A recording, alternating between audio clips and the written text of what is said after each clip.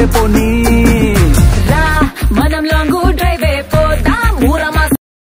দক্ষিণী সিনেমার তারকা ধানুষ অভিনয় ও সঙ্গীত দুই ক্ষেত্রেই সমান দক্ষতার পরিচয় দিয়েছেন। মাত্র ১৬ বছর বয়সে সিনেমায় পা রাখেন তিনি।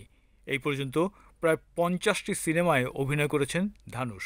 ধানুষকে সর্বশেষ দেখা গেছে নেলভুক ইন মেল এল নাদি কোবাম সিনেমায়। ৭৮তম কান চলচ্চিত্র উৎসবে এলো ধানুষের জীবন চমকে দেওয়ার মতন একটি সংবাদ। এই একটি খবর বদলে দেবে ধানুষের জীবন, তার ক্যারিয়ার। ভারতের প্রাক্তন রাষ্ট্রপতি এপিজে আব্দুল কালামের জীবন ও কর্মের উপর ভিত্তি করে নির্মিত হচ্ছে কালাম সিনেমা। এই সিনেমায় প্রাক্তন রাষ্ট্রপতির চরিত্রে অভিনয় করবেন জাতীয় পুরস্কারপ্রাপ্ত অভিনেতা ধানুষ। আনুষ্ঠানিকভাবে সিনেমার নাম ঘোষণা করা হয়েছে। সিনেমাটি পরিচালনা করবেন আদিপুরুষ ছবির নির্মাতা ওম রাউত। এবারই প্রথম বায়োপিকে কাজ করছেন ধানুষ।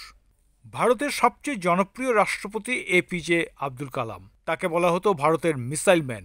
বিজ্ঞানে অগাধ জ্ঞান ছিল এই মানুষটির। সেই সঙ্গে তাকে বলা হতো পিপলস প্রেসিডেন্ট বা জনগণের রাষ্ট্রপতি।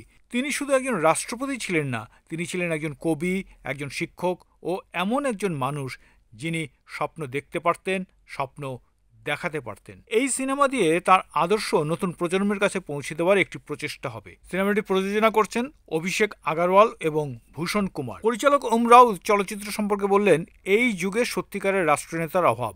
সেদিক থেকে প্রাক্তন রাষ্ট্রপতি অনেক উপরে ছিলেন। তার গল্প পর্দায় তুলে ধরা চ্যালেঞ্জিং। আমার জীবনের সবচেয়ে গুরুত্বপূর্ণ অভিজ্ঞতা হতে চলেছে। চলচ্চিত্রটি ২০২৫ সালে মুক্তির পরিকল্পনা রয়েছে।